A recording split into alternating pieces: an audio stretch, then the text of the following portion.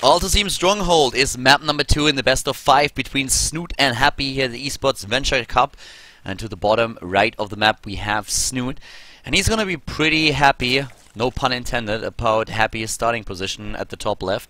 Because we have cross position right now, and that means that any kind of push that the Terran player is trying to execute to pressure Snute is gonna be very, very much delayed and gonna arrive at the bottom right of the map a little bit later than on a smaller two-player map, for example. So Snute has time to prepare, has time to get a defense out, and that's going to work quite well for him. Team in general is just a massive, massive map. This map is so unbelievably big. It's a little bit crazy. You can get away with very, very greedy builds, and I would not be surprised to see Snute go into double hatch before pool, since I personally expect Happy to go into a command center first on this map. That's probably what he's going to do. I would be surprised to see anything else. This is just a map where most players play very greedy and very economy focused. On the other hand, you could also argue that just because of that, early aggression would do very well here. But with the positions that we have, of course both players don't know about that just yet, it is very unlikely that early aggression would do a whole lot here. So starting with the hatch first, of course, and the biggest question is just going to be, is there going to be a pool, or will he go into the double hatch before pool? I personally think he will.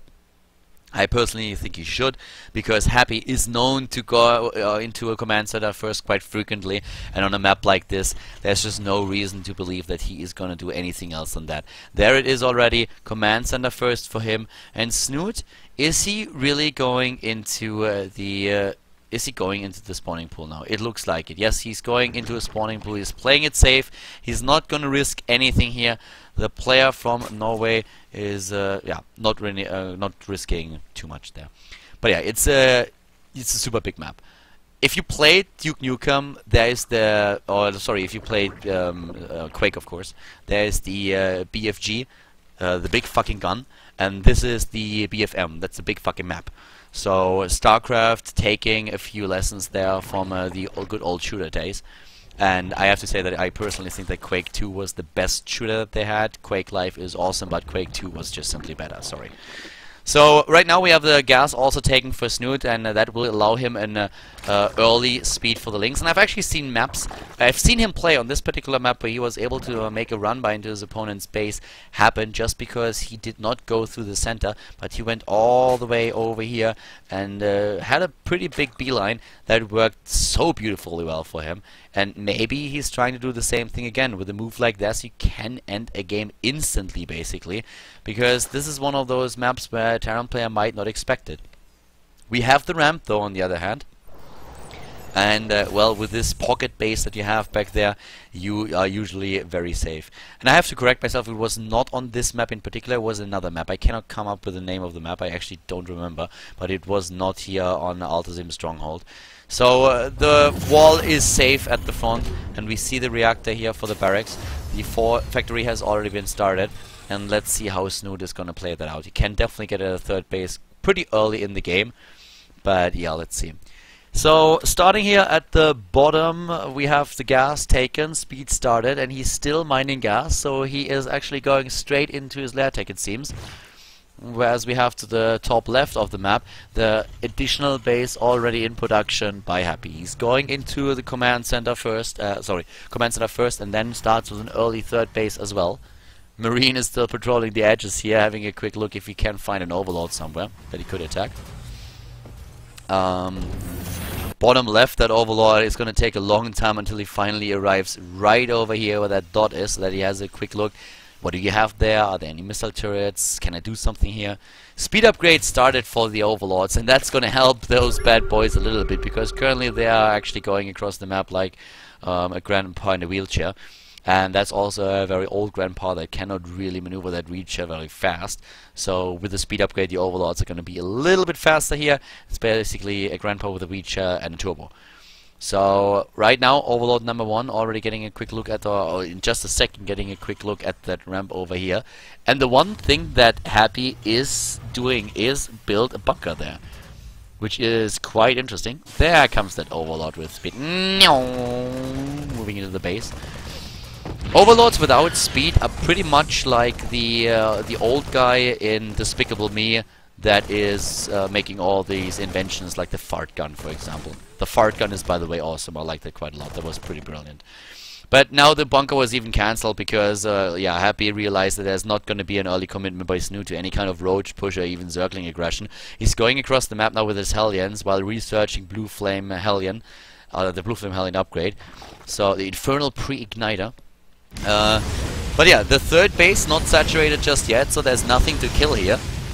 Roaches, on the other hand, will come into the game in just a second. That's going to put an end to the Hellion aggression, at least for now. And he is actually building a lot more roaches than you would build to only throw those Hellions back. So it looks like he wants to cross that map and knock at his opponent's door and just say, hey, here I am.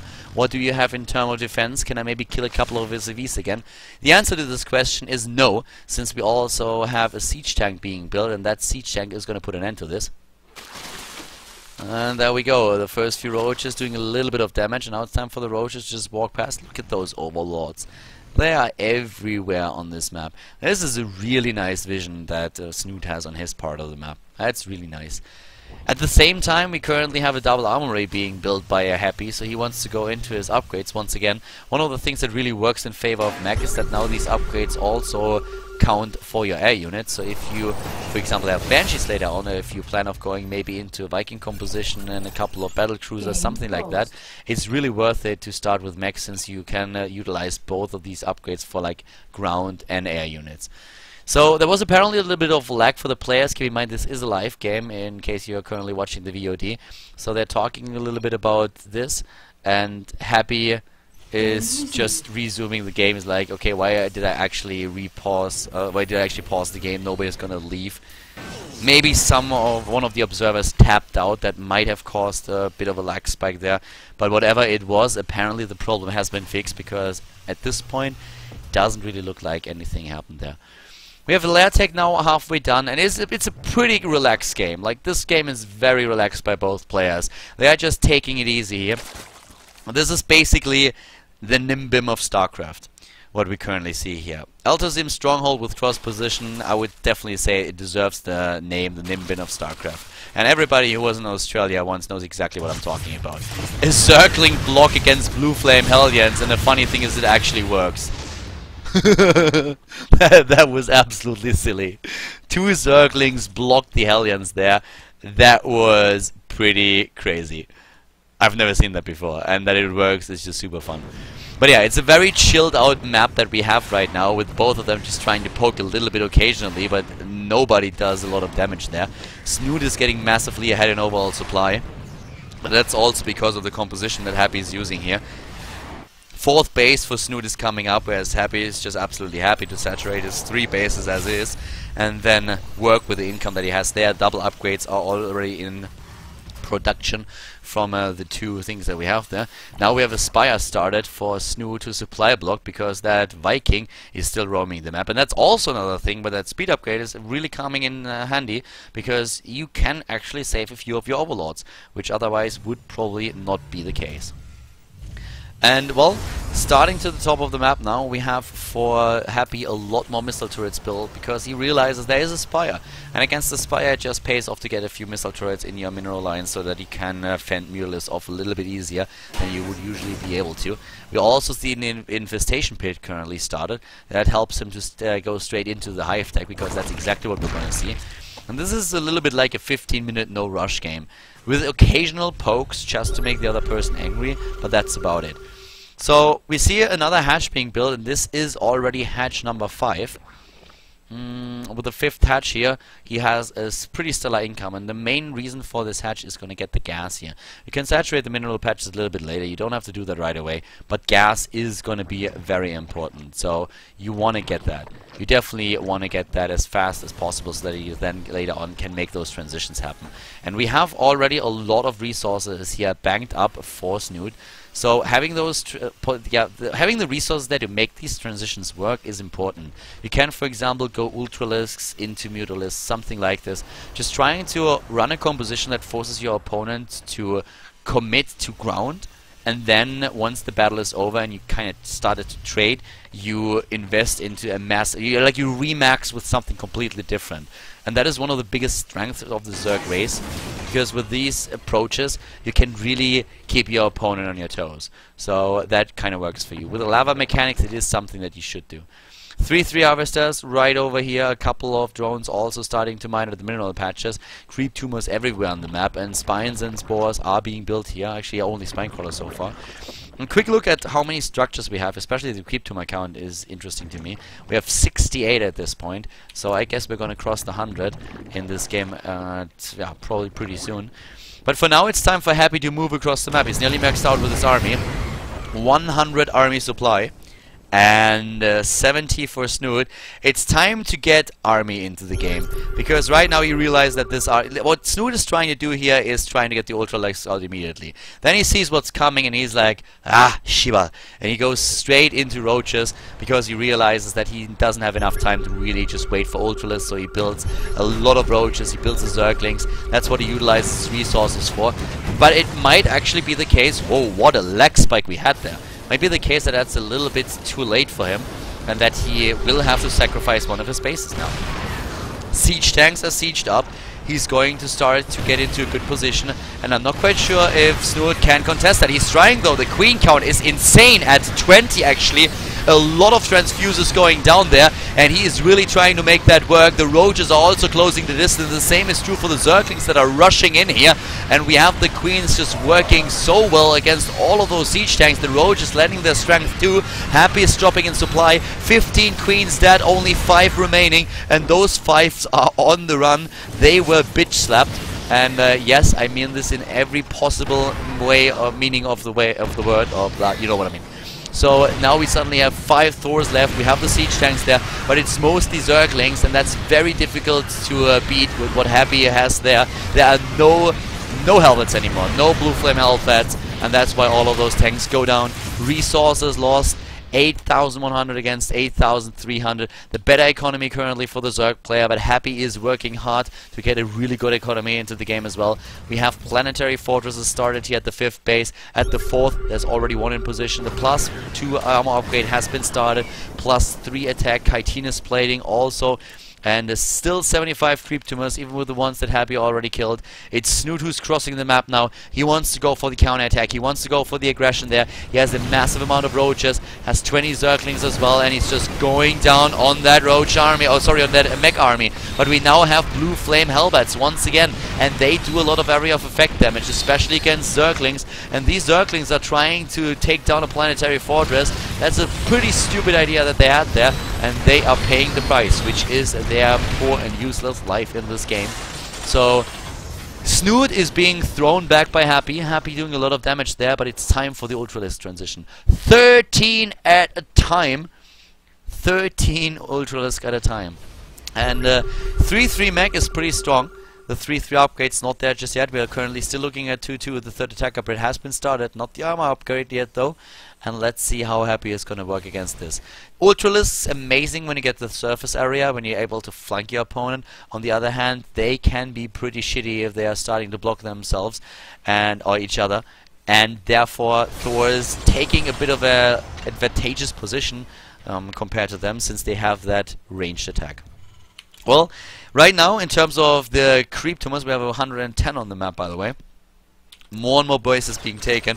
One more over here, one more to the right side of the map. So really just trying to claim the entire map and keep that massive advantage in resources up. Because he needs that. He really, really needs that. And here comes the transition into Sky Terran. And boys, I'm still telling you, I personally think that Sky Terran, once you have Ravens and Battlecruisers in the game, is not you cannot beat this as Zerg. My personal opinion, I have yet to see a Sky Terran player being defeated by a Zerg player.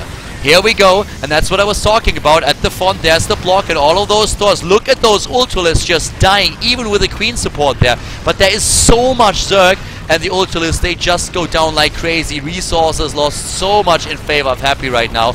But on the other hand, we have also Snute with a much better income, so he can take these trades. Another one is dying. And this is the reason why Mech can be so strong against Zerg. This is a mass of mush. This is just a bloodbath, and this is absolutely crazy.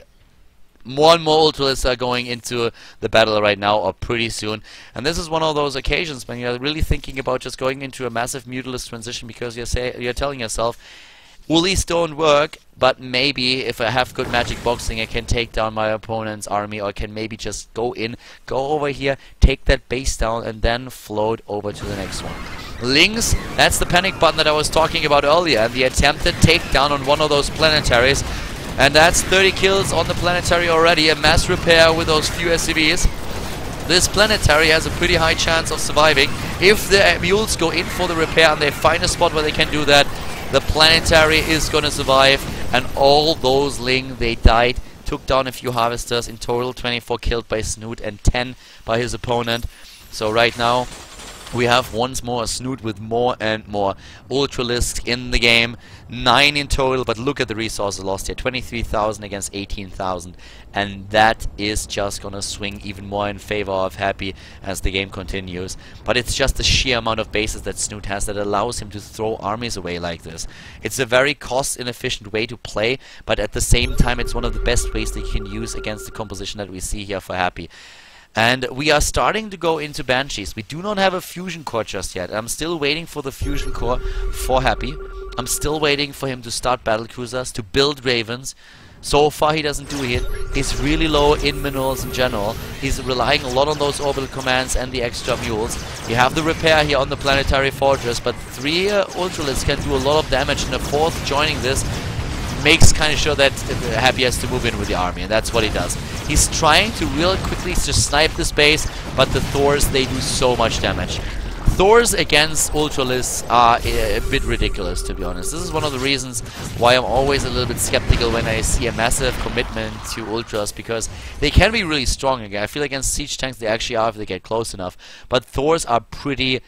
They are amazing against Ultralists, in my personal opinion. The one thing that you want to do is take down those Blue Flame Hellbats and then go in with the Zerglings, and suddenly it's a completely different game. But Ultralists alone, they are not as strong as you might think. They have the armor, they have the damage, they are amazing against Bio, especially in a combination with Fungals, but against Thors, they fall off pretty quickly. That's just one of those things where you look at the game and it's starting to be like, well, that's not gonna work. So if you have like kids, guys, if you have kids, and the kids are currently watching the screen, if they are Zerg fans, shield their eyes in the next few battles, because this Zerg army is probably gonna go down hard. We have another set of units heading over to that third base, or not third base, but the satellite base at the top right, and there's not a single spore crawler, spine crawler, only spore crawlers, and that means that this base is most likely going down. We have also now the commitment for Happy taking down another base. And well, good luck fending that off with Ultralists. The Ultralists are just going down within an instant. Liquid Snute is currently looking at 5,000 minerals and 4,000 gas, and he probably doesn't really know what to do against this. His Ultralists are just melting away. They are not even committing here. The Ultralists are dying faster than Zerglings. That's just way too much. The Queens are trying to make something happen. Now he's starting to build Lings, but he's probably going to run out of lava very soon. That's exactly the case. Another problem that Snute has is that with 93 drones, his army supply is always very far behind against Happy's, who's only looking at 76 harvesters. That's nearly a 20 harvester difference, and that's 20 supply that he can't use to max out on army. So a bit of an issue for Snute. Might have to consider to actually get a few additional spines and spores into the game so that he frees up max supply. Adrenal Glands has now also been started, and we have a transition into Greater Spire. No Mutalists just yet, and with all those Thors, I would also not advise Mutalists just yet, because you have to force a Terran player first of all to go away from Thors. Here come those Ravens that I was talking about. The Fusion Core hasn't been started, but the Ravens already a step into that direction. Another base goes down, and Happy has just an army where Snute doesn't really know what he's supposed to do against that.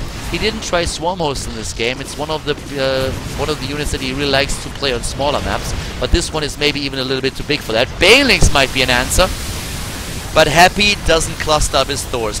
If Thors are clustered up, Bailings are amazing, but that was not the case here. And once again, the Ultralists are just gonna evaporate, and this is what I was talking about earlier. 45,000 resources lost against 26,000. It's just gonna get worse and worse and worse over the course of the game.